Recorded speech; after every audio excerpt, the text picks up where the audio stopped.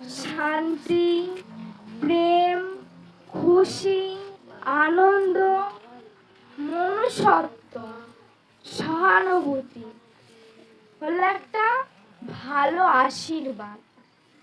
Christmas মানেই প্রতিটি দোকানে দোকানে কেক ভরা থাকে।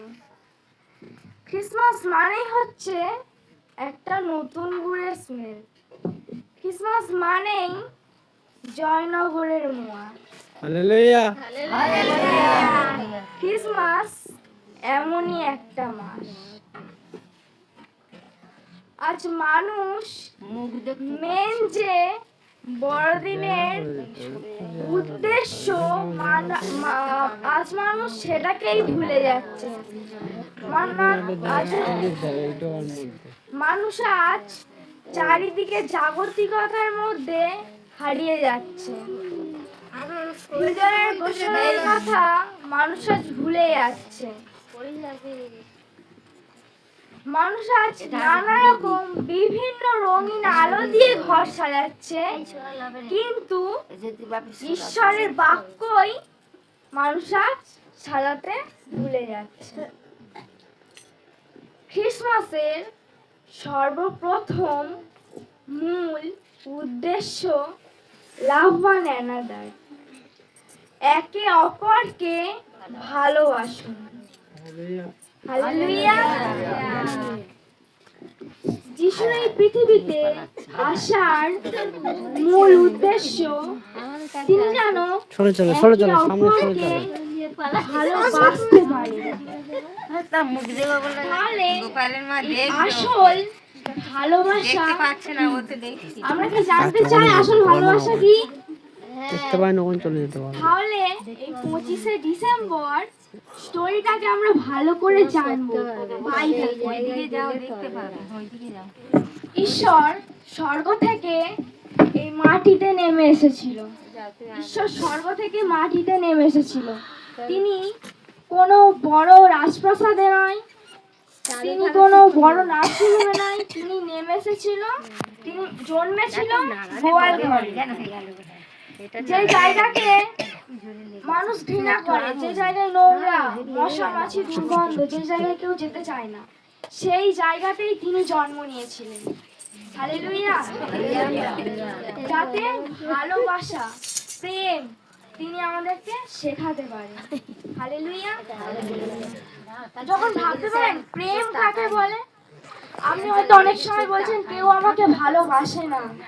ঈশ্বরের সন্তান, আপনি রং নাম্বার ডায়াল করছেন তো রং পার্সেন্টই পাবেন। হালেলুয়া। আপনাকে ভালোবাসার জন্য সবথেকে আগে 2000 বছর আগে একজন এসেছিলেন। আপনার পাশে কেউ থাকুক না থাকুক, একমাত্র ইম্মানুয়েল প্রভু যীশু খ্রিস্ট সদা সর্বদা আছে আর থাকবে। হালেলুয়া।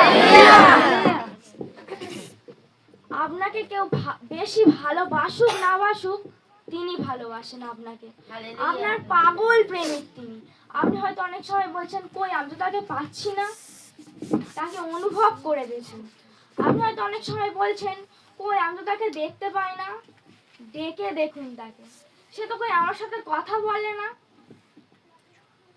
তিনি বলছেন হ্যালো, আমি তোমার সাথে কথা বলি এই বাইবেলের মাধ্যমে। হালেলুয়া। যত বাইবেল পড়বে তত ঈশ্বর আপনার উত্তর দেবে, ঈশ্বর আপনার সাথে কথা বলবে। হালেলুয়া। আপনি যদি যিশুতে যুক্ত থাকেন আর তার সাথে কথা বলতে চান, তাহলে এই বাইবেল ভালোভাবে পড়ুন। তিনি আপনার সাথে কথা বলবে, উত্তর দেবে আপনার কথা। আমেন। তিনি হচ্ছেন প্রেমময়, তিনি হচ্ছে সর্বশ্রেষ্ঠ প্রেমের উদাহরণ। তিনি মনুষ্য রূপে এই পৃথিবীতে জন্ম নিয়েছিল যেন প্রেম কাকে বলে শেখানোর জন্য। আমাদের মতো এই মানুষদের প্রেম কাকে বলে, ভালোবাসা কাকে বলে, আমরা যেন একে অপরকে ভালোবাসতে পারি, সেটাই শেখানোর জন্য তিনি জন্ম নিয়েছিলেন। কিন্তু সমস্যা এখানেই, আমরা বাইরে তো দূরের কথা, এখানেই আমার থেকে আগে হয়তো কেউ চলে এলো, সেই জায়গায় হেলান দিয়ে আমি বসতে যাচ্ছিলাম, আমার থেকে আগে কেউ সেই জায়গায় বসে পড়লো, আমার জায়গাটা দখল করে নিল, আমার জায়গায় বসে পড়লো। আপনি বলে বলে আসছেন জয় যিশু হালেলুয়া, শয়তান আপনার মাথায় তখন তিরিং করে লাফিয়ে উঠলো। তোর জায়গায় বসে পড়লো, তোর জায়গা দখল করে নিল, তোকে ওখানে কেউ পাত্তা দেয় না, তুই ওখানে যাস না। শয়তান তখন মাথায় ধরাচ্ছে। মানুষের মধ্যে থেকে আজ ভালোবাসা চলে যাচ্ছে। হালেলুয়া। যদি আমরা দেখি মথি 22 অধ্যায় 39 পদ, কেউ একজন পাঠ করুন।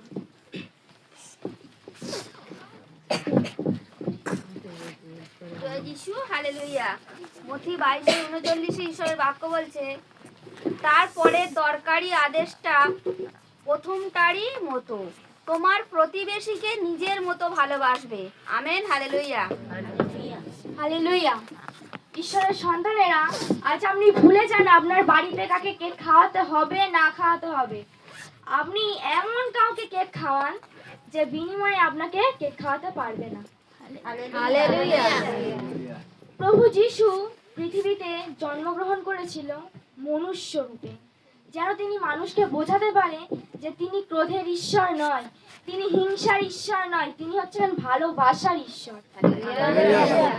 অনেকেই ভাবে ঈশ্বর মানে একটা ক্রোধের মতো ব্যাপার, একটু এদিক ওদিক হলেই সব একদম ধ্বংস করে দেবে, কিন্তু না, তিনি হচ্ছেন ভালোবাসার ঈশ্বর, প্রেমের ঈশ্বর।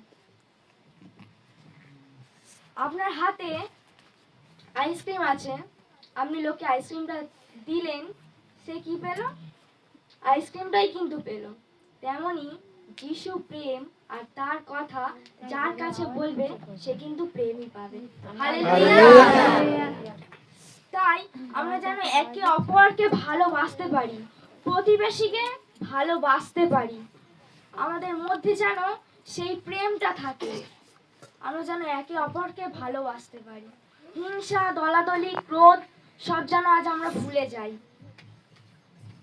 ঈশ্বরী বাক্যে আশীর্বাদ করুক। আমেন। জয় যিশু। হালেলুয়া।